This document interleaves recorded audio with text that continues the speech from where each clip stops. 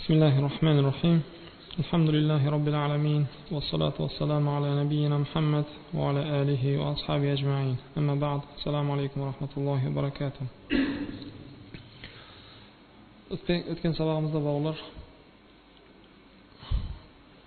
Аллахқа деген қорқудың қандай болу керек екенін және көп пенделер бұл нәрседе Аллахқа серік қосып қоятынын айтып өткен едік. Бүгін иншалла Аллахтың көмегімен Аллахқа деген пенденің махаббаты, сүйіспеншілігі қандай болу керек және сүйіспеншіліктегі Аллахқа серік қосу жайлы айтамыз иншалла.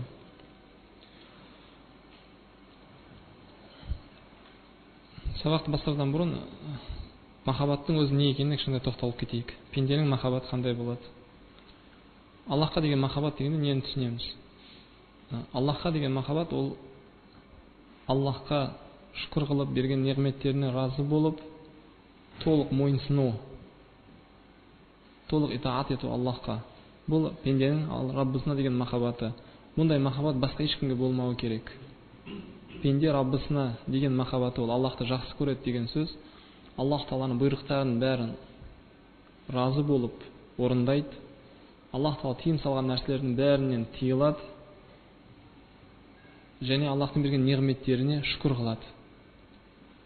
Аллах Таала бұйырған нәрселерді ешқашан жек көріп, оны тастамайды. Әлде жек көріп істемейді. Керісінше, өзі құлшылықтағы Раббысына деген ризалығы ол.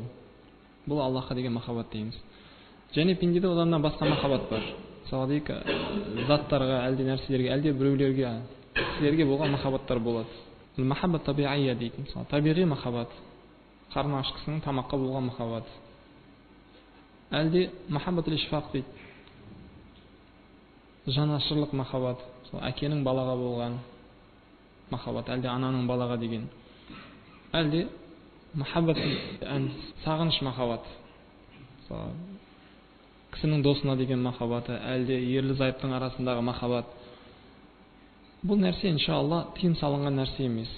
Әлде кім оны істейтін болса, ол бұның үшін жазаланбайды. Егер кісі әйелін жақсы көретін болса, әлде әке баласын жақсы көретін болса, әлде адам тамақты жақсы көретін болса, тамаққа деген махаббаты болатын болса, бұның үшін адам жазаланбайды.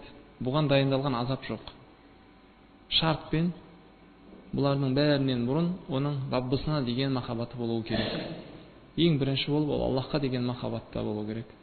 Аллахқа деген махаббат айттық. Аллахтың әміріне толық мойынсынып, Раббысына итаат етуі. Оны махаббат хасса дейді. Ол ерекше махаббат. Аллахқа деген. Әрбір пенденің жүрегінде бірінші болып Аллах болу керек. Оны жақсы көреді. Айтқандарын бәрін разы болып тұрып орындайды. Тыйым салған нәрселерін жек көрмей тастайды. Толық мойынсынады Раббысына. Одан кейін дүниеден тамақты жақсы көреді ме, әкені жақсы көреді, баланы жақсы көреді, әлде тағы әйелді. Оған тыйым салынбайды. Ал енді сол Аллахқа деген махаббатты ол Аллахқа біреуді серік қылатын болса, шында басқаға да мойынсынған кезде сондай разы болып тұрып жүрегінен Аллахқа разы болғандай разы болатын болса басқа біреуден, әлде басқа Аллахқа мойынсынғандай мойынсынатын болса, ондай кезде Аллахқа серік қосқан болады. Сондықтан Аллах Таала Құранда Бақара сүресінде айтады: Аузу биллахи минаш шайтанир ражим. وَمِنَ النَّاسِ مَنْ يَتَّخِذُ مِنْ دُونِ اللَّهِ أَنْدَادًا يُحِبُّونَهُمْ كَحُبِّ اللَّهِ وَالَّذِينَ آمَنُوا أَشَدَّ حُبًّا لِلَّهِ. Адамдардан кейбіреулері Аллахтан басқаны оған тең қылып, Алланы жақсы көргендей жақсы көреді. Ал кім Аллаға шынайы иман келтірген болса, Алланы жақсы көргендей ешкімді жақсы көрмейді дейді. Бұл жерде Аллах Таала Аллахтан басқаны да жақсы көретіндерді айтып жатыр. Тамақты, әлде әкені, әлде әйелді жақсы көрген махаббат емес ол. Алланы жақсы көретіндей махаббатпен. Мойынсыну, құлшылық махаббатымен. Құлшылық махаббатымен басқа біреуді жақсы көру, ол Аллахқа серік қосу. Сондықтан Шейх Ибн Қаййим айтады бұл аятта, Аллах Таала осы аятта кім Аллахтан басқаны жақсы көретін болса, ол оны Аллахқа тең қылғанын айтады. Аллахқа деген махаббатында және Аллахты ұлықтауда, Аллахқа деген мойынсынуда ол Аллахқа оны тең қылғанын айтады дейді. Шейх Ибн Касир да осы нәрсені айтып кетеді. Аллах Таала дүниедегі мушриктердің амалын және ақыретте оларға келетін азапты айтты. Өйткені олар Аллахқа басқаларды тең қылды дейді. тең қылғаны Аллах Тағала айтқандай юхиббунахум кахуббилlah, олар Аллахқа деген махаббатта және Аллахты ұлықтауда басқаларды оған тең қылды, оларды да сондай жақсы көрді дейді. Шейх ибн Теймия осы жайлы ол да айтатын, кейбір пенделердің жағдайы, олар шынында басқа бір махлуқтарды Аллахқа теңеп қояды. Ол оларға дүниеде адасу, ал ақыретте өкініш болып келетін нәрсе екенін айтады. Сөйтіп Шуара сүресінден дәлелді айтады. Таллахи ин кунна лафи далалин мубин из нусауикум бираббил аламин. Қиямет күні олардың айтатын сөздері өкініш сөзі болады. Валлахи, таллахи деп тұр, ант етеміз Раббымыздың атымен, біз үлкен қараңғылықта адасуда болған екенбіз. Не істеді олар? Из нусауикум бираббил аламин. Әлемдердің жаратушысымен сендерді тең қылып қойыппыз деп айтады өздерінің пұттарына дейді. Тең қылып қойыппыз дегені, оларды жақсы көрді. Раббысына болу керек болған махаббатты олар басқаға қойды. Аллахқа, жалғыз Аллахқа мойынсыну керек еді, олар басқаға мойынсынды. Жалғыз Аллахқа ғана құлшылық жасау керек еді. Бағана айтылған ерекше махаббат дедік қой. Хасса, махабба хасса, жалғыз Аллахқа болу керек еді, олар басқа біреуге де қойды оны. Сондықтан олар Аллахқа серік қосқандар болды. Валладина амана шадда хуббан лилlah деген аяттың мағынасы, кім Аллахқа иман келтірген болса, ол Алланы жақсы көргенде ешкімді жақсы көрмейді деген. Әлде Аллахқа деген махаббат олардікі күшті дегені, олардың махаббаты, иман келтіргендердің махаббаты Аллахқа деген мушриктердің махаббатынан күшті. Мушриктер Аллахты жақсы көрді және басқаны жақсы көрді. Ал бұлардың Аллахқа деген сүйіспеншілігі мушриктерден күшті. Әлде олар Раббыларын сондай қатты, сондай күшті жақсы көреді, мушриктер де өздерінің пұттарын ондай жақсы көре алмайды. Сондай күшті махаббат ол. Неге? Өйткені олар Аллахқа деген сүйіспеншіліктің мағынасы не екенін түсініп ұстанғандар, мұъминдер. Жоғарыда айтып кеттік, Аллахқа деген махаббат ол, бауырлар, құлшылық махаббаты. Раббысына ғибадат еткен кезде пенде разы болып тұрып, оның әміріне толық мойынсынып, оны жек көрмей орындауы. Және оның махаббаты барлық нәрседен жоғары тұру. Әкенің махаббатынан да, баланың махаббатынан да, әйелдің де, байлықтың да, дүниенің де бәрінің махаббатынан жоғары тұру. Ал кім бұл нәрседе Аллах пен оларды бірдей қылып қоятын болса, әлде дүниені, әкені, әлде біреуді Аллахтан көбірек жақсы көретін болса, ол Аллахқа серік қосқандар және оларды үлкен азап күтіп жатқанын Аллах Тағала Құранда айтады. Тәуба сүресінің 24 аятында Аллах Тағала айтады: قل إن كان آباؤكم وأبناؤكم وإخوانكم وأزواجكم وعشيرتكم وأموال اقترفتموها وتجارة تخشون كسادها ومساكن ترضونها أحب إليكم من الله ورسوله وجهاد في سبيله فتربصوا حتى يأتي الله بأمره والله لا يهدي القوم الفاسقين. Пайғамбарымыз алейхиссаламға Аллах Тағала бұйырып отыр: айт, егер сендер өздеріңнің әкелеріңді, балдарыңды, бауырларыңды, әйелдеріңді, отбасыларыңды, әлде халықтарыңды, жинап қойған байлықтарыңды, тоқтап қалуынан қорқып атқан саудаларыңды және риза болып тұрып атқан үйлеріңді Аллахтан, оның елшісінен және Алла жолындағы жихадтан да көбірек жақсы көретін болсаңдар, күтіңдер Аллахтың әмірін келуін дейді. Аллах Тағала фасиқ қауымды хидаят жолына түсірмейді дейді. Аллах Тағала осы аятта бүгінгі күнде адамзаттың адасып жүрген, әлде Аллахтың ұмытуына себеп болып жатқан нәрселердің бәрін санап кетті. Оны 8 қылып айтты. Шынында қазір қарайтын болсам, пенде құлшылық махаббатын көп пенделер Аллахқа емес басқа қылып қойды. Біреулер әкелеріне, біреулер балдарымен ұмытты. Әйел, байлық, әлде риза болып тұрып жатқан үйлер, соны бәрін Аллах Тағала санап тұрып Құранда айтып жатыр. Егер осы нәрселер сендерге Аллахтан да, оның елшісінен де және Алла жолындағы жихадтан да көбірек жақынырақ көретін болсаңдар, жүректеріңе жақсы көретін болсаңдар, онда Алланың әмірін күтіңдер деді. Алланың әмірі деген Аллахтың азабы деп түсіндірді тәфсир ғалымдар. Иә, біз әкелерді жек көруіміз керек деген сөз емес ол. Негізінде бұл нәрселерге болған махаббат адамды діннен шығаратын нәрсе емес. Әлде бұл нәрселерді жақсы көрмеңдер деп бұйырып жатқан жоқ Аллах Тағала. Керісінше, осы нәрселерді Аллахтан махаббатынан жоғары қойғандарға айтып жатыр. Ахабба илейкум деп. Сендерге Аллахтан, оның елшісінен және Алла жолындағы жихадтан да жақынырақ болатын болса, көбірек жақсы көретін болсаңдар, Алланың әмірін күтіңдер дейді. Әкелерді құрмет қылуға бұйырдық, оларды тыңдауға бұйырылдық, оларға көмек көрсетуге бұйырылдық. Бірақ Алланы жақсы көргенде жақсы көруге емес, әлде Аллахтан да көбірек жақсы көруге емес. Ол мушриктердің ісі еді. Олар әкелерін, шында өздерінің аталарын Аллахтан да көбірек жақсы көруші еді. Әлде Аллахтан көп еске алушы еді. Ал біз оған бұйырылған жоқпыз. Біз Аллахты еске алуға, Аллахқа ғибадат етуге, Аллахты жақсы көруге бұйырылдық. Аллахқа мойынсынуға бұйырылдық. Аллахқа құлшылыққа бұйырылдық, әкелерге емес. Дәл сондай балдарға мейірімді болуға бұйырылдық. Балдардың ақысын беруге бұйырылдық. Бірақ Аллахтан көбірек жақсы көруге бұйырылған жоқпыз оған. Әлде бауырларымыз, әйелдеріміз, отбасы, бұның бәрінің ақысы бар мойнымызда. Оларды жақсы көретін болсақ, ол күнә емес иншалла. Бірақ Аллахқа деген махаббатымыз бәрінен жоғары болу керек екенін айтып жатыр. Ал пенделер бүгінгі күнде осылармен адасып жатыр. Біреу туыстарының артында, біреу әкесі, баласы, әлде әйелім десе, тағы біреу байлық, тағы біреу саудасынан қорқады тоқтап қалуына, тағы біреу риза болып тұрып жатқан үйінен айырылудан қорқады. Ал негізінде бұның бәрі Аллахтікі. Аллах Тағала қашан қаласа сонда алады ғой бұның бәрін. Сондықтан пенде бұл нәрселерге деген махаббатын екінші орында ұстауы керек. Ең бірінші ол Аллахқа деген сүйіспеншілік онда болсын. Сондықтан Аллах Тағала санап кетті бәрін, санап тұрып айтты, еш нәрсе қалдырған жоқ. Және тәфсир ғалымдары айтып отыр, Аллах Тағала тыйым салған жоқ бұл нәрселерді жақсы көруге. Әлде кім Аллах Тағаланы жақсы көріп, одан кейін бұл нәрсені жақсы көріп отқан болса, оларға азап бар деген жоқ. Керісінше, кім бұл нәрсені Аллахтан көбірек жақсы көретін болса деп тұр. Пенде жағдайына қарасын. Теңеуге болмайды. Егер бұл нәрселерді, қазір айтқан нәрселерімізді олар Аллахпен бірдей жақсы көретін болса, Аллахқа серік қосты. Ал Аллахтан да көбірек жақсы көретін болса, оның күнәсі тағы үлкен. Сондықтан Аллах Тағала «Валлаху ла яхдил қаумал фасиқин» дейді. Фасиқ қауымды Аллах хидаят жолына түсірмейді дейді. Фасиқ, фусуқ, діннен шыққандар, шариғат заңынан шыққандар, оларды Аллах Тағала жақсы көрмейді дейді. Және хидаят жолына түсірмейді. Ал енді Аллахқа деген махаббат шынында ол пендеде көрініп тұрады. Ол бір тілмен айтып қоя салатын сөз емес. Мен Раббымды жақсы көремін, мен оны сүйемін деген сөзмен шектелмейді. Керісінше, қай бір пенде Раббысын жақсы көретін болса, ол белгілері бар. Белгілерінде көрініп тұрады Аллахқа деген махаббат оның. Біріншіден, егер пенде Аллахты жақсы көретін болса, Аллахқа деген жүрегінде махаббат болатын болса, ол Аллах Тағала жақсы көретін амалдарды бірінші орынға қояды.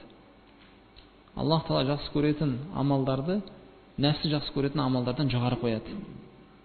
Ол екеуін ортасында таңдап отыратын жағдайда болмайды ол. Керісінше, Аллах Тағала нені жақсы көреді, неден разы болады, бірден оны істейді. Сол нәрсеге бірден кіріседі ол. Нәпсінің ләззаты, нәпсінің рахаты, әлде шахуат, әлде әке, әлде бала, бұның бәрін ол екінші орынға қояды. Аллахқа деген махаббатты орындағаннан кейін ғана көшеді бұған. Неге? Өйткені бұл нәрселердің бәрі нәпс қалап жатқан заттар уақытша. Шынында қазіргі күнде адамдар шахаватқа беріліп, Аллахты жақсы көретін нәрсесін тастап қойды. Аллах Тағала разы болатын нәрсені қалдырып шахватқа берілді. Ал шахват ол не? Шахват әншейін уақытша қызық, уақытша бір ләззат ол. Ол деген бізге көркем қылып көрсетілген өтірік нәрселер. Аллах Тағала Құранда айтқандай, адамдарға шахаватқа деген махаббат көркем қылып көрсетілді. Негізінде ол ақиқат емес. Бәрі уақытша. Артынан ол бітіп қалады, әлде өкініш алып келетін нәрселер. Сондықтан Аллах Тағала айтып отыр, шахаваттарға деген махаббат адамдарға көркем қылып көрсетілді. Минан нисаи вал банин, әйелдерге деген шахват, балдарға деген шахват, және басқа алтын, күміс, жылқы. Аллах Тағала оның бәрін айтты, бұның бәрі уақытша. Бекер. Ләззат деген не ол? Уақытша жалғасатын нәрсе, жарты сағат, 1 сағат, 15 минут. Ары қарай оның ләззатын сезбейміз ғой. Барлық нәрсе ләззаты уақытша. Ал кім Аллах жақсы көретін амалды жасайтын болса, Аллах Тағала разы болатын іс істейтін болса, ол бітпейтін, үзілмейтін, өкініш болмайтын ләззатқа ие болады. Омар бин Хаттабтың қасында бір шаир айтқандай, Аллахтан басқаның бәрі бекер дейді. Күллі ма сиваллахи халикум. Аллахтан басқаның бәрі өледі дейді. Сондай деген дейді, Омар бин Хаттаб айтады, садақта дейді, шындықты айттың дейді. Шынында Аллахтан басқаның бәрі уақытша бекер дейді. Бекер бәрі өледі. Ва күллі наим ла махалата заилун дейді. Барлық ләззаттар ешқандай күмән жоқ, уақытша болады, кетеді кейін деген өтірік айттың дейді. Кезапты. Дүниенің ләззаты ол уақытша, ол кететін. Ақыреттің ләззаты кетпейді. Демек Аллах Тағала, ақыреттің иесі Аллах. Аллах Тағала сондай ләззатты уәде қылып жатыр. Мәңгі ләззатты. таусылмайтын, бітпейтін, ешқандай өкініш болмайтын. Ал оны үшін пенде не істеу керек? Раббысын жақсы көру керек. Раббысына деген сүйіспеншілік болу керек. Ал оның белгісі бағана айтқандай Аллах Тағала жақсы көретін, Аллах Тағала разы болатын істерді бірінші орынға қою. Соны істеу. Байлықты жақсы көру ол тыйым салынған нәрсе емес. Пенденің байлыққа деген махаббаты, егер ол амал жасайтын болса, егер ол байлық табатын болса, иншалла, оған тыйым салынған жоқ ол. Бірақ Аллахтан да көбірек жақсы көрмесін оны. Әлде Аллахпен бірдей қылмасын оны. Ол дүниеде өмір сүрудің себебі тек қана ол. Қажетін алсын дүниеден. Одан басқа нәрсе емес ол. Өйткені ақыретте осы нәрсе өзіне өкініш болып келетін Аллахтың елшісі айтты ғой бұны. Қиямет күнінде байлықтан адамдар қашатын болады. Оларға жиіркенішті болып көрінеді деп айтты ғой. Неге? Өйткені олар Аллахты ұмытып, байлықты қуып кетті. Ал егер Раббыларын ұмытпай, бірінші орында Аллахқа деген махаббаттарын амалға асырып, одан кейін байлық жинаған болса, альхамдулилля, ондай кісілерге тыйым салынып жатқан жоқ. Дәл сондай балдарға деген махаббат, әлде әйелге. Аллах Тағала да тыйым салып жатқан жоқ. Оларды тастаңдар деген жоқ. Керісінше оларды жақсы көруге, олардың ақысын беру, олармен жақсы тұру, мейірімді болу, ол бізге бұйырылған нәрсе. Бірақ Аллахтан да көп сүюге, әлде жақсы көруге бұйырылған жоқпыз. Керісінше тыйым салынды болған. Және осы нәрселер бізді фитнаға алып баруы мүмкін. Аллах Тағала Құранда айтқандай: сендердің шынында әйелдерің мен балдарыңнан сендерге жаулар бар, сақтаныңдар олардан. Инна мин азважикум ва ауладикум адуwwan лакум деп тұр. Сендердің әйелдерің мен балдарыңнан сендерге жау бар. Жау деген ол не? Аллахтың әмірінен қалдырып қоятындар сендерді. Аллах Тағала жақсы көретін, разы болатын істерді тастатып қоюы мүмкін. Иннама амвалукум ва ауладукум фитна. Байлықтарың мен балдарың шынында сендерге фитна деген Аллах Тағаланың. Ол не? Аллах Тағала жақсы көретін, разы болатын істі тастатып, сөйтіп соның артынан қуып кету.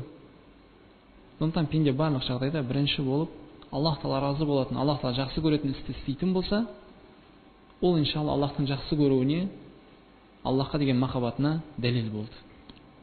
Екіншіден, пайғамбарымыз алейхиссаламға еруі.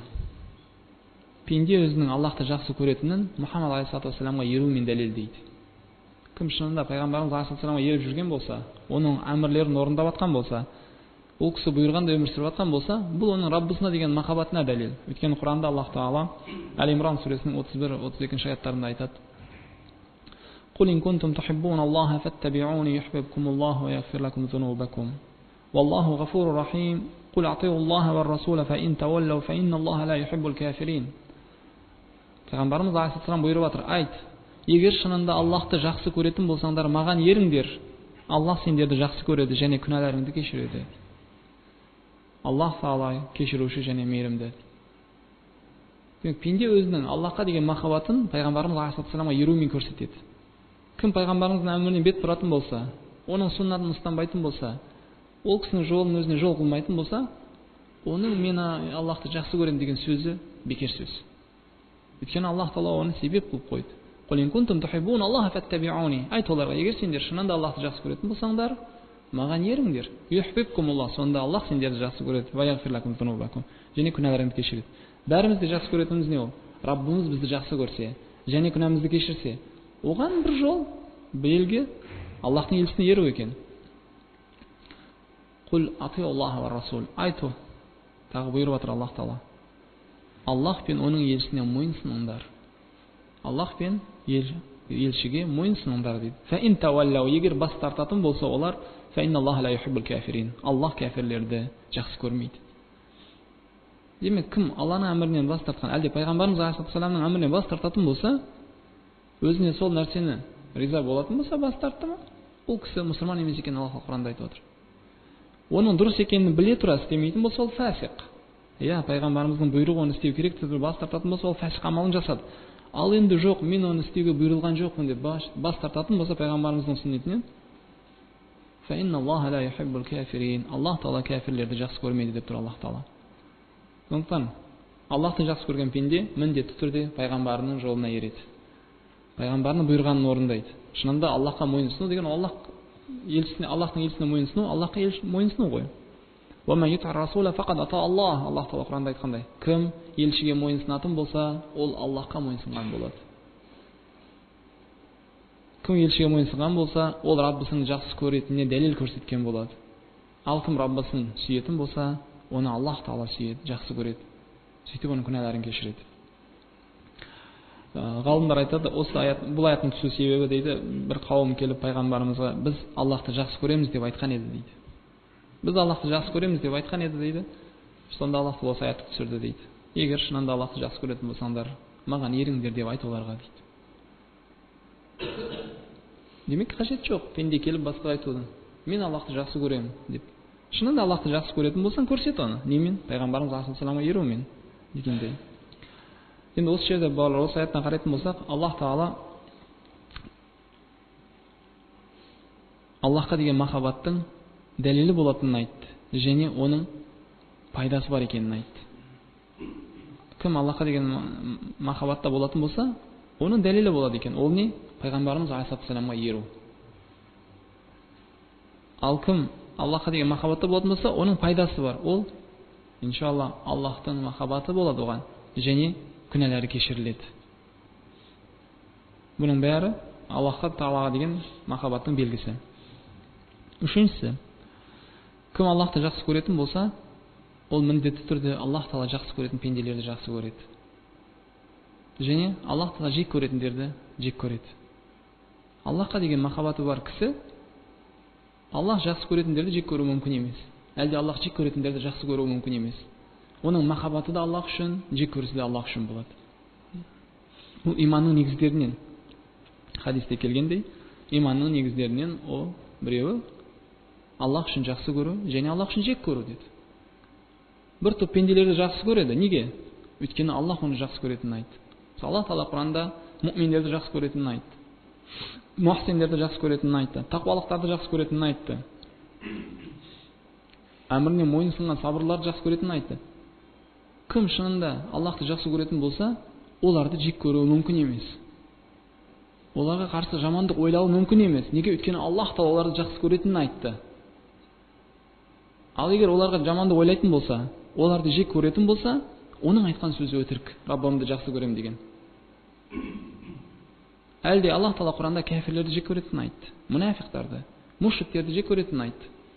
Кім оларды жақсы көретін болса, оның айтқан сөзі өтірік. Раббымды жақсы көрем деген. Неге? Өйткені Аллах оларды жек көретінін айтты ма, ол міндетті түрде жек көруі керек оларды. Шынында Аллахқа иман келтірген пенделер оларды жақсы көруі мүмкін емес. Бұл жайлы Аллах Таала Мужадала сүресінде айтады, 22-ші аятында. Шынында Аллахқа иман келтірген кісілер жайлы. لا تجد قوما يؤمنون بالله واليوم الآخر يوادون من حاد الله ورسوله. Сен Аллах пен қиямет күніне иман келтірген кісілердің арасынан Аллахтың әміріне қарсы шыққандарды және пайғамбарының әміріне қарсы шыққандарды жақсы көретіндерін таппайсың дейді. Қараңыздар аяттың мағынасын. Сен кім Аллахқа иман келтіретін болса, және ақыретке иман келтіретін болса, ондай кісілердің арасынан дейді, Аллах пен оны елшісінің әміріне қарсы шыққандарды жақсы көретінін таппайсың дейді. وَلَوْ كَانُوا آبَاءَهُمْ أَوْ أَبْنَاءَهُمْ أَوْ إِخْوَانُهُمْ أَوْ عَشِيرَتُهُمْ. Тіпті ол қарсы шыққандар өздерінің әкелері болса да, балдары болса да, бауырлары болса да, отбасы болса да, оларды жақсы көрмейді. Неге? Өйткені Аллах пен оның елшісінің әміріне қарсы шығып отыр дейді. Ақыретке иман келтірген кісі, Аллахқа иман келтірген кісі, Раббысын жақсы көретін кісі, Алла мен оның елшісінің әміріне қарсы шыққандарды жақсы көруі мүмкін емес екенін айтады. Улайка катаба фи кулубихим иман дейді. Сол кісілердің жүрегіне Аллах иманды жазды. Сол кісілер иман иелері. Ва юдхилхум жаннатин тажри мин тахтиха ал-анхару халидина фиха. Сөйтіп оларды Аллах Таала астарынан өзен ағатын жәннаттарға кіргізеді. Ол жерде олар мәңгі болады. Радиаллаху анхум ва раду ан. Аллах олардан разы болды, және олар да Аллахтан разы болды. Оларға сондай нәрсе берді, олар разы болды Аллахтың алған неғметіне. Еш нәрсеге разы болмайтын, еш нәрсеге дүниеде қанағаттанбайтын пенде разы болды, Аллах Таала оған сондай нәрсе берді дейді. Демек ол әншейін аз нәрсе емес екен. Улайка хизбуллах, олар Аллахтың тобы. Улайка хизбуллах, хизб деген сөздік аудармасы ол партия. Бұлар Аллах Таала жақсы көретін топ. Улайка хизбуллах, олар Аллахтың тобы. Әла хизбуллах хумул муфлихун, шынында Аллах Таала жақсы көретін топ. Олар жеңіске жететіндер емес пе? Аллах Таала жақсы көретін топ болғысы келсе пенде, онда Аллах жақсы көргендерді жақсы көреді, Аллах жек көргендерді жек көреді. Махаббаты да Аллах үшін, жек көрісі де Аллах үшін. Ал кімнің айтқан сөзі мен амалы сәйкес келмейтін болса, оның сөзі өтірік. Раббымды жақсы көрем деп тұрып, Алла жек көретін кісілерге мойынсынатын болса, әлде олар жақсы көретін болса, әлде Аллахты жақсы көрем деп тұрып, Аллах Тағала жақсы көретін кісілерді жек көретін болса, әлде оларға жаман ойда болатын болса. Төртіншісі, шынында кім Аллах Тағаланы жақсы көретін болса, ол Аллахтың Майда сүресінде 54-ші аятына амал жасар еді. Бұл жайлы Аллах Тағала Құранда айтады: يا أيها الذين آمنوا من يرتد منكم عن دينه فسوف يأتي الله بقوم يحبهم ويحبونه أذلة على المؤمنين أعزة على الكافرين يجاهدون في سبيل الله ولا يخافون لومة لائم. Ey iman келтіргендер, кім сендерден дінінен бет бұратын болса, Аллах олардың орнына басқа халықты алып келеді. Оларды жақсы көреді Аллах, олар да Аллахты жақсы көреді. Мұъминдерге кішіпейілді болады, кәфірлерге қатал болады. Алла жолында жихад қылады олар. Және оларға қарсы сөз айтқан, қарсы істегендерден қорықпайды дейді. Осы аятта Аллах Тағала Алланы жақсы көретіндердің 4 белгісін айтты, әлде 4 сипатын айтып кетті. Біріншісі, кім Аллахты жақсы көретін болса, мұъминдерге кішіпейілді болады. Мұъминдерге мейірімді болады. Оларға жақсылық ойлайды. Ешқашан жамандық ойламайды оларға. Шынында мұъмин ісі сол. Ал-муслим ман салима ал-муслимуна мин ядихи ва лисаниhi дейді ғой пайғамбарымыз алейхиссалам. Муслим деген кім ол? Муслим деген сондай кісі, басқа мұсылмандар оның қолынан да тілінен де зиян көрмейді. Мұсылман деген сол. Ешқашан мұсылмандарға тілімен де, қолымен де зиян жеткізбейді. Оны өлтірмейді, оған қарсы соғыспайды. Өйткені оның бәрі жаман нәрсе екенін біледі. Сибабул муслим фусуқун ва қиталуху куфрун дейді пайғамбарымыз алейхиссалам. Мұсылманды балағаттау фасиқтықтың белгісі, оған қарсы соғысу кәфірліктің белгісі. Ол оны ешқашан істемейді. Азиллатин алал муъминин деп тұр Аллах Тағала Құранда. Олар мұсылмандарға, мұъминдерге кішіпейілді болады. Ешқашан тәкаппарлық көрсетпейді оларға. Жақсы көреді, мейірімді болады, жанашыр болады оларға. Олардың пайдасын ойлайды. Тіпті шейх Ата рахмахулла айтқандай, якунуна лил муъминина кал валиди ли валадихи дейді. Олардың мұъминдерге деген байланысы әкенің баласына деген байланысы сияқты болады дейді. Егер Аллахты шынымен жақсы көретін болса, Аллахқа иман келтіргендерге деген байланысы сондай болады оны.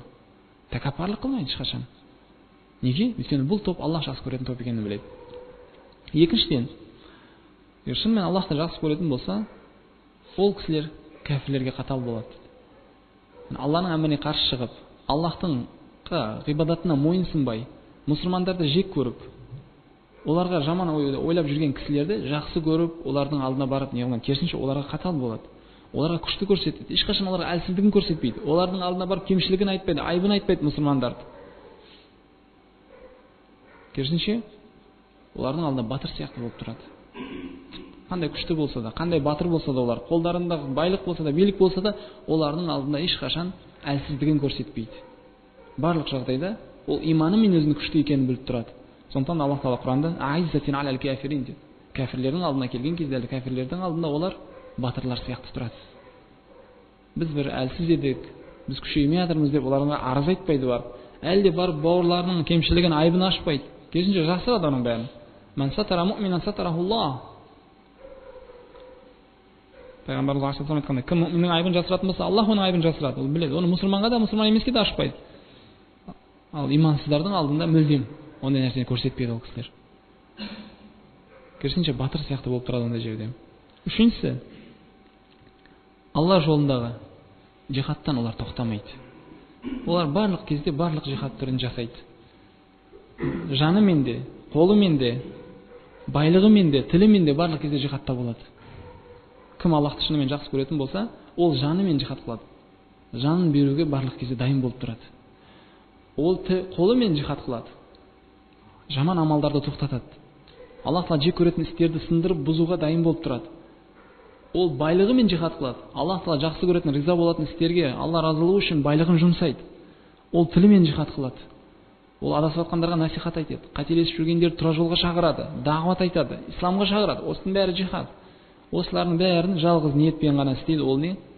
Аллах Тағаланың діні ұлық дін болу үшін, Раббысының сөзі жоғары болу үшін, Аллахтың жауын тоқтату үшін, жер бетінде Аллахтың жауы қалдырмау үшін. жихадтың барлық түрін жасайтын болады, егер Раббысын жақсы көретін болса. Төртіншісі, Алланың жолында жүрген кезде оны жек көретіндер, оған жаман сөздер айтатындар, әлде оған жаман қарсы істер істейтіндерден мән бермейді, олардан қорықпайды. Уәлә яхафуна лаумата лаим. Оларды жек көрушілерден қорықпайды олар. Аллах Тағала разы болатын істі істеп жатыр ма, бұл жолда оны біреу жек көрсе, оған мән бермейді. Оларға біреу қарсы амал істейтін болса, одан қорықпайды. Неге? Өйткені Аллах Тағала риза болатын істі істеп жатқаны оларға жеткілікті болып тұр. Ихласпен, шын жүректен Аллахқа ғибадат ететіндер, Аллах жақсы көретіндердің сипаты ол. Ихлас не ол? Ихлас дегеніміз шынында Аллах Тағала разы болатын істі істеп жатқан кезде бүкіл адамзаттың бәрі жек көрсе де, оған көңіл бөлмеу. Көңіл бөлмейді, тоқталмайды. Өкінішке орай осындай бір бауырлар қазір табамыз. Дін жайлы жаман ойлап жатыр мыналар, біз жай жаман айтып жатыр, осылар түсінбей қалып жатыр, кейбір амалдарды қоя тұрсақ қайтеді деген сөздер шығады. Әлде қазір мыналардың ойы жаман, бір жаман іс істеп қою мүмкін бұлар. Істемей қояйық мына амалдарды, білеміз дұрыс қой, бірақ қажеті жоқ қазір дейтіндер шығады. Аллах Тағала Құранда айтып отыр: "Валя яхафуна лаумата лаим". Олар істеп жатқан істерін жек көрушілер, әлде оларға қарсы шығушылардан ешқашан қорықпайды. Неге? Өйткені Раббыларын жақсы көреді. Аллах Тағала жақсы көретін істі риза болып тұрып, жақсы көріп орындайды. Ешқашан жек көрушілердің сөзі үшін Алла жақсы көретін істі тастамайтынын айтады. Шейх Ибн Қайим осы мәселеде айтады: егер сен Аллах жақсы көретін істеп жатқан кезіңде адамдар сені жек көретін болса, біл сен бір хайырлы амал жасадың. Аллах жақсы көретін істі істеп жатқан үшін адамдар сені жек көрген болса, сен жақсы істедің дейді. Жаман істеген болар едің дейді, егер Аллах жек көретін нәрсені адамдарды разы қылу үшін істеген болсаң. Сондықтан пенде жақсы амал істеп жатқанын білді ма? Істеп жатқан ісін Алла разы болатын, Алла жақсы көретін іс екенін білді ма? Валлахи басқа нәрсеге көңіл бөлмесін. Адамдар не айтса соны айтсын. Ол адасқан, ол түсінбейді, ол ақымақ, ол білмейді. Бұл сөздің бәрін пайғамбарымыз алейхиссалам естіген емес пе еді? Бірақ көңіл бөлген жоқ қой бұның бәріне. Сондай ақылды, сондай дана кісіге айтылды, ақымақ деді ол. Мәжнун, Құранда Алла Тағала айтты оны, мушриктердің оған айтқан сөзі. Сахир деді, сиқыршы деді оны. Кәззаб, өтірікші. Субханалла, осындай сөздерді естіген кезде пайғамбарымыз: "Мен пак адаммын, мен таза адаммын, неге маған мұндай сөзді айтады? Осы адамдардың аузын жабу керек, тоқтату керек бұл сөз" деген жоқ қой. Өйткені білді, имансыздың аузын жауып болмайды. Оның аузына келетін размерде қапқақ жоқ. Ашық оның аузы сондай. Оған көңіл бөлген жоқ. Оған мән берген жоқ. Керісінше, ол бір нәрсені біліп тұрды, не? Істеп жатқан ісінен Аллах разы болатынын білді. Бір. Екіншіден, өзі тура жолда екенін білді, альхамдулилля. Екі. Үшіншіден, бір топ бауырлары бар. Ол кісінің өтірікші емес екенін, сиқыршы емес екенін, ақмақ емес екенін біледі. Үш. Олар иншалла куә болады.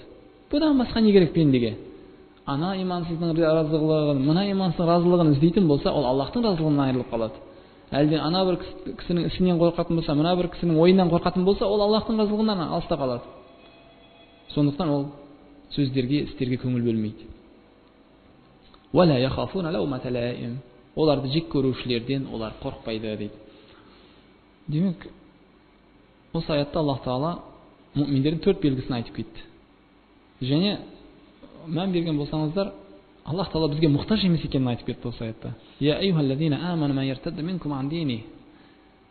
Ей иман келтіргендер, кім сендерден дінінен бет бұратын болса дейді. Фасауфа яъти лаху биқаум. Аллах Тағала басқа халықты алып келеді дейді. Демек, Аллах Тағала бізді жаратты, ол бізге мұқтаж болғандықтан жаратқан жоқ. Ол біз оған көмекші боламыз деп ойламайық. Ешқашан Аллахқа көмек бере алмаймыз да, ешқашан Аллахқа бір пайдалы жақсы істей алмаймыз да. Біз істеген ғибадаттан оның дәрежесі жоғары болмайды, ғибадатты тастасақ оның дәрежесі төмен болмайды.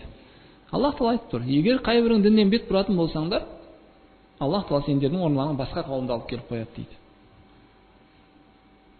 Ол қандай қауым? Юхиббухум ва юхиббунаху. Аллах оларды жақсы көреді, олар да Аллахты жақсы көретін халық. Демек, Аллах Тағала бізді алып тастайды бәрімізді. Егер Аллахқа деген махаббаттан айырылатын болсақ, Аллахты жақсы көрмейтін болсақ, Раббымызға деген махаббат болмайтын болса, онда бізді Аллах Тағала алып тастайтынын айтады. Ал басқа халықты алып келеді. Олар сондай халық, Раббысын жақсы көреді, Раббысы оларды жақсы көреді. Сөйтіп, олардың белгілері, сипаттары бағанағы айтып кеткен нәрселеріміз болады екен. Шейх Ибн Кайим Джаузи Аллах Таалаға деген махаббатты жүректерге қалай кіргізуімізді үйретеді бізге. Қалай істесек, қандай амал істесек, біз Аллахтың махаббатына ие боламыз.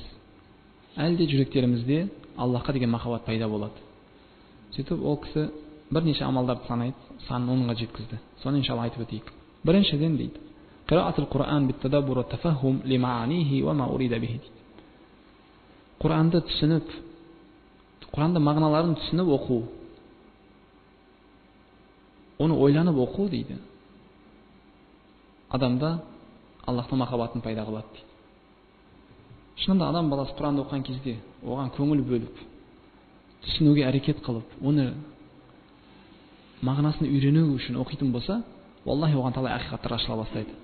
Раббысының ұлықтығын сезеді ол. Ол Аллах Таалаға тең ешкім жоқ екенін біледі. Ол Аллах Тааланың кең мейірімін көреді. Ол Аллах Тааланың құдіретін көреді. Сөйтіп Раббысына деген махаббат міндетті түрде пайда болады оған. Осы нәрсе бізге жетіспей жатыр. Өйткені бір топ мұсылмандар бұл кітапты оқымайды. Айына бір, жылына бір кітапты ашып, бір 2-3 сүре оқып қояды. Жағдайы не оны? Ал Шейх Ибн Кайим Джаузи айтады, ол кітапты оқу, тек қана оқып қоя салу емес, оқып түсіну, несіне оқу дейді. Ал бағана біз айтып отқан топ кісілер не істейді? Тек қана оқып қоя салады болды. Басқа бір топ бар, оқиды, түсінеді оны, бірақ ешқандай амал жасамады оған. Сондықтан Құранды тек қана оқып қоятын болсақ қателестік. Оны оқып түсініп, амал жасамасақ тағы қателестік. Амал жасағанда ихласпен жасамасақ тағы қателестік. Ал қателесетін болсақ, Аллахқа деген махаббат бізде болмайды. Сондықтан айтады, Құранды түсініп оқу, оның мағыналарына тоқталу, оны ойланып оқу, иншалла адамда Аллахқа деген махаббатты оятады дейді. Өйткені ол қасиетті кітап қой. Ол муъжиза. Бұл деген сондай бір кітап. Ана пайғамбарларға Аллах Таала муъжизалар беруші еді. Әр пайғамбардың өз муъжизасы бар еді. Керемет. Және әр бірі өз ғасырына сәйкес еді. Қай ғасырда адамдар не нәрсені құрметті деп білсе, әлде істеу қиын деп білсе, сол нәрсені Аллах Таала пайғамбарларға муъжиза қылып беруші еді. Айса алейхиссалам кезінде бір медицина жағы күшейді. Адамдар әртүрлі аурулардың емін тауып жатыр. Сөйтіп бір-бірімен жарысып жатыр. Сондай бір кезде олар медицинада таба алмай жатқан заттарды Айса алейхиссаламның қолында Аллах Таала көрсетіп қойды. Өліктерді тірілтеді. Көз ашылмайтын кісілерді ашады көзін. Құлақ естіпейтін естеді. Жүре алмайтын жүреді. Бір бұл керемет ерекшелік еді. Сөйтіп олар шынында Айса өтірікші емес екеніне көзі жетті бір топ адамдардың. Кімнің ақылы болатын болса, бұл нәрсе сиқыр емес екеніне көзі жетті. Муса алейхиссалам кезінде сиқыр сондай бір күшейген еді. Адамдар сиқыр жасайды. Түрлі сиқырлар бар. Сондай бір кезде Аллах Таала Мусаға сондай ерекшелік берді, сондай муъжиза берді. Сиқыршылардың бәрі бірден көзі жетті ол сиқыр емес екеніне. Бұл Аллахтың құдіреті екеніне. Таң қалды олар. Ол жыланды таяқты лақтырып жіберсе, ол жылан болған кезде мүмкін емес, бұндай сиқырдың түрі жоқ деп бірден Құранда айтылғандай сиқыршылардың бәрі мойынсынып Аллахқа иман келтірді. Дәл сондай пайғамбарымыз алейхиссалату вассаламға Аллах Таала осы кітапты муъжиза қылып берген жоқ па? Өйткені пайғамбарымыз келген кезде арабтар сөзге деген шешендікпен, шеберлікпен ерекше болған еді. 100 мыңнан асқан куплет өлеңді жаттайды олар. Жазуға болмайды, ұялады бір-бірінен. Жазып жаттауға болмайды, памятте сақтайды бәрі. Сөйтіп оны көркем сөйлемдермен құрастырады, жарысады бір-бірімен. Сондай бір кезде Аллах Таала осы кітапты муъжиза қылып берді. Оқылған кезде бағанағы сөзге шешендер, сөзге шеберлердің бәрі таң қалды. Мүмкін емес, бұл пенденің сөзі емес деді. Неге? Өйткені ол тек қана сөзінде емес, керісінше мағынасында да даналық еді. Тек қана сөздері бір-біріне сәйкес келіп тұрған жоқ. Әлде бір көркем сөйлемдер құрастырылған емес ол жерде. Керісінше ойланып қарайтын болса, пенде айтылып жатқан нәрсенің бәрі ақиқат екеніне көз жетті олардың. Сол кітапты Аллах Таала бізге нәсіп қылып отыр. Өкінішке орай біз оны оқымаймыз. Оқысақ түсінбейміз. Түсінсек амал жасамаймыз. Амал жасасақ рия үшін, ихласпен емес. Андай болатын болса, Аллахқа деген махаббат бізге қайдан келсін? Сондықтан Ибн Кайим Джаузи айтады, егер пенде Құранды түсініп, оның мағыналарына тоқталып, ойланып оқитын болса, міндетті түрде ол кісіде Аллахқа деген махаббат пайда болады. Екіншісі, Ат-тақарруб илаллахи та'ала бин-навафили ба'дал фараид дейді. Фарз амалдарынан кейін нафил амалдарымен Аллахқа жақындау дейді. Фарз ол бұйырылған нәрсе, бәріміз орындауымыз керек болған нәрсе. Кім оны орындамайтын болса, Раббысының алдында жауап береді. Фараид. Шынында Аллах Таала фарз оқыған адамдардың күнәларын кешіреді, иншалла. Жақсы орындаған болса, сыйлығын жазады. Жаман оны дұрыс орындамаған болса, оның өзі күнә. Ал енді оны орындады да, бірақ ихласпен орындаған болса, мойындарынан фарыздары түскенімен ешқандай сыйлық жазылмайды оларға. Ал кім фарыздарды дұрыс орындаса да, одан кейін тағы нәфіл амалдармен Аллахқа жақындаса, нәфіл намаздар оқыса, нәфіл ораза ұстаса, садақа берсе, тек қана закаттың өзімен құтылмай, садақа нәфіл жасаса, осы нәфіл амалдар оны жақындатады Аллахқа. Құдси хадисте айтқандай, егер пендем нәфілмен маған жақындайтын болса, мен оны жақсы көремін деді. Аллах Тааланың сөзі Құдси хадисте. Шынында нәфіл амалдары біздің фарыздарымызға қорған болады. Нәфіл амалдарды Аллах Таала жақсы көреді екен. Нәфілмен Аллахқа жақындайды екен пенде. Өкінішке орай осы нәрсе де қазір көп бауырларда жоғалып жатыр. Істесең сауап, істемесең күнә емес қой ол дейді. Иә, ақиқаты сол. Бірақ фиқ көзқараспен алатын болсақ оны. Фиқи көзқараспен алсаң, фиқ иә сөйтіп айтады. Навафил деген нәрсе сол. Ма юсаб аля фи'лиха ва ла юақаб аля таркиха. Кім істесе сауап алады, істемеген кісі жазаланбайды. Онда қаласаң істе, қаламасаң істеме деген сөзден тастайды. Жоқ, біз тек қана фиқ көзімен қарамайық оған. Оған ақида тұрғысынан қарайықшы ол. Нәфіл пендені Аллахқа қалай жақындатады. Ал нәфілді тастайтын болсаң, ол фарыздағында кемшілік қылып, Аллахтан қалай алыстап кетеді. Сондықтан пенде нәфілдерін көбейтетін болса, Алла ризалығы үшін ол амалдар жасайтын болса, ол міндетті түрде сауабын ала береді. Сауап кімге керек емес. Бір шейх айтқан екен, егер сен мына амал нәфіл ғой, істесең сауап болады, істемесең күнә емес, онда тұрған ешнәрсе жоқ деп тастап кететін болсаң, мен саған жәннаттан саған жоғары орын ұсынылған еді, сен онан бас тартың деп айтар едім дейді. Неден бас тартып жатсың? Жәннаттан жоғары орын беріліп жатыр. Кім шынында нәфілдерді оқитын болса, нәфіл намаз оқитын болса, нәфіл ораза ұстайтын болса, нәфіл амал жасайтын болса, иншалла, ол кісінің дәрежесі жоғары бола береді Аллахтың алдында. Және фарыздар сақталып қалады. Сен дейді оны тек қана нәфіл ғой, істесең сауап аласың, істемесең күнә емес деп тастайтын болсаң, мен саған дейді жәннаттан жоғары орын ұсынылған еді, одан сен бас тарттың деп айтар едім дейді. Шынында бас тарту. Аллахқа жақындаудан бас тарту болып тұр пенденікі, егер ол нәфілді орындамайтын болса. Тек қана фарыздарды орындаймын болды деп тастайтын болса. Өйткені ол фарыздарға кедергі болуына себеп болып қалуы мүмкін. Сондықтан нәфіл ғибадаттарды жасайтын болса, фарыздан кейін әрине ол. Фарыздан кейін деп тұрмыз бауырлар. Кейбір бауырларда болады, нәфіл орындайын дейді, фарыздан тастап қоятын. Түнде тұрып тахаджуд оқиын ол деген жақсы, Аллахқа жақындатады дейді, фаджрда көрмейсің одан кейін. Ондай емес. Керісінше бірінші фарыздарды орындап, бұйрықты орындап, одан кейін нәфілді істеу, иншалла, Аллах Таалаға жақындатады. Ал кім Аллахқа жақындаса, иншалла, оның жүрегінде Аллахқа деген махаббат бар екен, Аллах оны жақсы көреді. Үшіншісі, даваму зикриллахи аля кулли халин бил лисани вал қалби вал амал дейді. Барлық жағдайда тілмен, жүрекпен, амалмен Аллахты еске алу дейді. Барлық жағдайда, қандай жағдайда болмасын, жеңілдікте, қиындықта, жақсы, жаман жағдайдың бәрінде Аллахты еске алып жүру. Тілмен оған зікір айтып, жүрекпен оны еске алып, амалында Аллах Таала разы болатын істі істеп тоқтамай жүру, ол шынында Аллахқа деген махаббат оятады ол кісіде. Көп кемшілікке жол қоямыз, Раббымызды ғибадат кезінде ғана еске аламыз.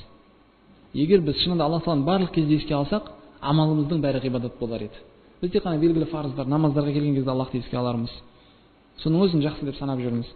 Әлде бір ораза кезінде еске аламыз, әлде бір хайырлы амал жасап жатқан кезде ғана еске аламыз. Ал пенде оны 24 сағаттың ішінде бәрін еске алып жүретін болса, қандай амал жасамасын, бәрінде Аллах сөз айтып жатыр ма? Аллах разы болатын сөзді, Аллах жақсы көретін сөзді айтса да, иншалла, оның сыйлығын күтсе Аллахтан. Аллах Таала жек көретін жаман сөздерді тастаса, ол Аллахты еске алып жатыр, иншалла, сыйлығын алады.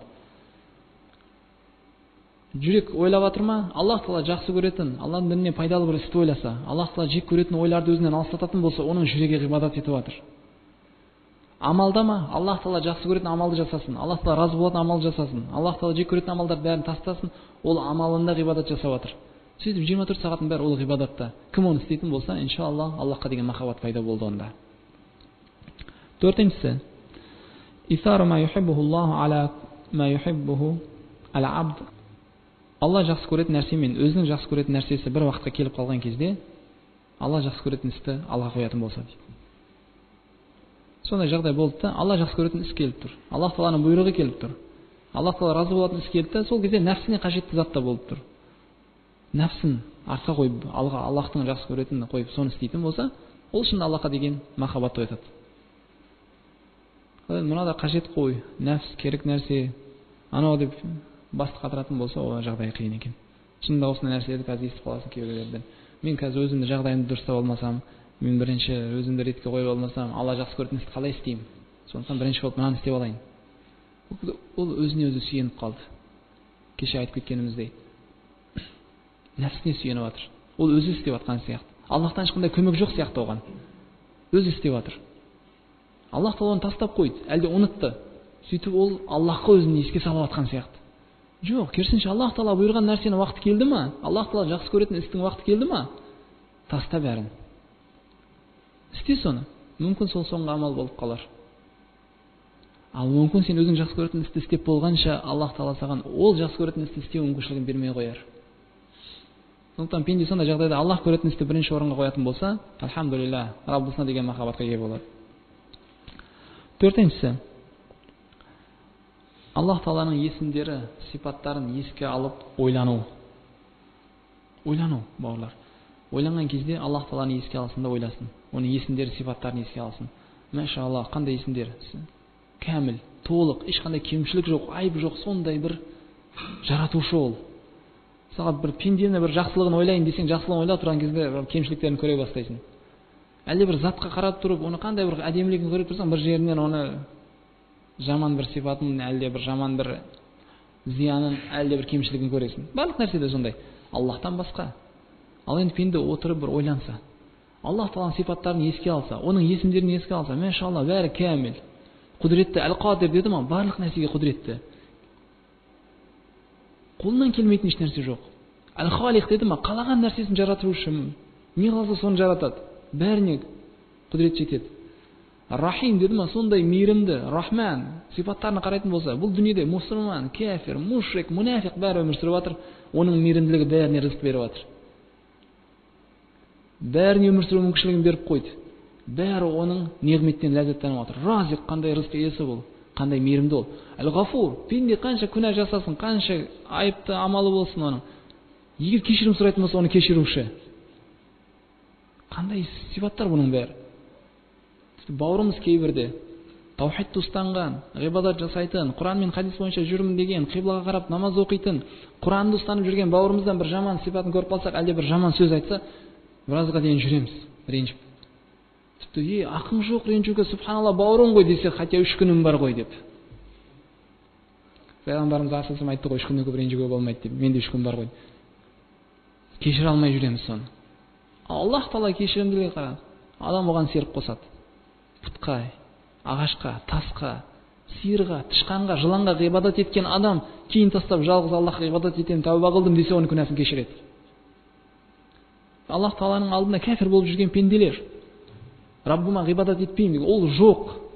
Мен өзім жаралдым, әлде бұның бәрі сондай жаралып қалды, табиғат мені жарат деп жүрген кісі бір уақыт өтіп, я Аллах, саған ғибадат етемін, мен саған иман келтірдім, мен саған кәфір емеспін десе, оның күнәсін кешіреді, тәубасын қабылдайды. Сол сипаттарына тоқталып ойланатын болса пенде, онда міндетті түрде Аллахқа деген махаббат пайда болады. Алтыншысы, Аллах Тағаланы оған көрсетіп және көрсетпей беріп жатқан неғметтеріне тоқталып ойланатын болса. Субханаллах, қанша неғметтер. Егер Аллахтың сендерге берген неғметтерін санайтын болсаңдар, оның санына жетпейсіңдер дейді Аллах Тағала. Қанша неғмет беріліп жатыр. Ол деген қандай жомарт. Керим, жомарттығы қандай Аллахтың. Бұл рызықтың саны жоқ. Соның бәрінің иесі жалғыз өзі. Жер бетінде өмір сүріп жатқан адам, жын, хайуан, құс, құмырсқа бәріне рызық беріп жатыр, бәріне жетіп жатыр. Аш қалу қоймай жатқан еш нәрсе жоқ. Неғметі қанша бұның.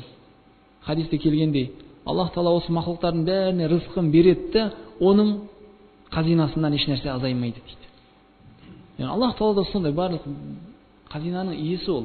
Барлық рызқын, неғметтің иесі, күніне қанша рызық беріп жатыр пендеге, мақлуқтарға. Ал ол қазинасынан еш нәрсе азайтпайды екен оның. Сонша неғмет иесі біреуіне де лайықты емеспіз былай қарасақ. Аллах Тағала ақыл берді, Аллах Тағала денсаулық берді, Аллах Тағала дене берді, Аллах Тағала неғмет берді. Бала, бәрі де былай қарағанда сыйлық емес пе? Әйел, өмір, жер, аспан, субханалла, бәрі неғмет былай қарайтын болсаң, күн, түн. Осының бәрін ойланатын болсақ, соның біреуіне де лайықты емеспіз. Бірақ ол бізге бұның бәрін беріп жатыр. Сол неғметтерін еске алатын болсақ, Раббымызға деген махаббат пайда болады екен. Жетіншісі, жүректі Аллахқа тапсырып, оның алдында өзіміздің кедей екенімізді мойындайтын болсақ. Шынында пенде кедей, әлсіз, қолынан еш нәрсе келмейтін мақлұқ емес пе? Тәкаппарлыққа оған жолы жоқ қой. Ал жүректер Аллахтың саусақтары арасында. Әл-құлубу байна исбаи рахмани қалибуха кама яша. Жүректер Аллахтың саусақтары арасында қай жаққа қарсы сол жаққа бұрады. Соны біліп, ол өзін өзі тура жолда сақтап жүрген жоқ, жүрмін деп ойламай, тәкаппарлық қылмай, Раббысының әміріне қарсы шықпай, оны тапсырып, өзінің кедей екенін мойындаса, өзінің әлсіз екенін мойындаса, Раббысына деген махаббат пайда болғанда. Ал егер өзінің ол кедей екенін мойындамайтын болса, онда өзінен басқа бай бар екенін ұмытып қояды. Әл-ғани Аллах қой. Барлық байлықтардың иесі Аллах. Пенде өзінің кедей екенін мойындамайтын болса, ол өзін баймын деп сезінеді. Ал егер өзін бай дейтін болса, онда өзінен басқа байды мойындамайды. Онда жағдай қиын. Пенде өзінің әлсіз екенін мойындамайтын болса, демек күштімін дегені. Егер өзін күштімін десе, өзінен басқа күштіні мойындамайтын болады. Ал күшті әл-қауи Аллах қой. Сондықтан ол өзінің әлсіздігін, кедейлігін мойындап, жүрегін Аллахқа тапсыратын болса, иншалла, Аллахқа деген махаббат пайда болады онда. 8. Түннің соңғы бөлігінде Аллах жердің аспанына түсетін кезде ғибадат жасайтын болса, тәһәджүд оқитын болса, Құран оқитын болса, одан кейін ғибадатын истиғфармен, тәубамен бітіретін болса, пайғамбарымыз алейхиссалам істеуші еді ғой. Түннің 3-ші бөлігінде пайғамбарымыз алейхиссалам тұрып тәһәджүд оқиды, кейін Құран оқиды. Сөйтіп соңында Аллахтан кешірім сұрап истиғфар айтып, Аллахқа тәуба қылып бітіруші еді. Шынында Аллах Тағала хадисте, құдси хадисте келгендей, түннің 3-ші бөлігінде, түннің соңғы бөлігінде жердің аспанына түсетінін айтты. Сөйтіп айтады дейді, сұраушылар бар ма менден, берейін сұрағандарын. Кешірім сұрайтындар бар ма, кешірейін күнәларын. Тәуба қылушылар бар ма, тәубаларын қабыл қылайын деп Аллах Тағала келіп тұрған кезде ғибадат жасағандар. Олар иншалла Аллахқа деген махаббат пайда болады оларда. 9. Аллахты жақсы көретін, тақуалы, ғалым адамдарды қасында болу, оларға жақындау, солардың сөздерінен пайдалану, шынында Аллахқа жақындататын және Аллахты жақсы көруіне себеп болатын нәрсе екен.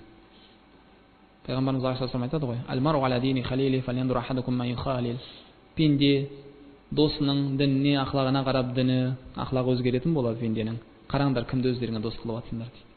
Кімге жақын жүрсең, сондай бола бересің.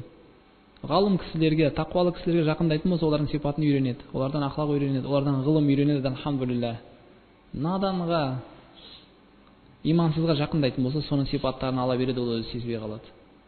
Пайғамбарымыз алейхиссалам айтқандай, атыр сататын кісіге баратын болсаң, ондан сатып аласың, сатып алмасаң, тым болмаса исін иіскейсің, әлде бір несі тиер саған, пайдаланасың атырдан.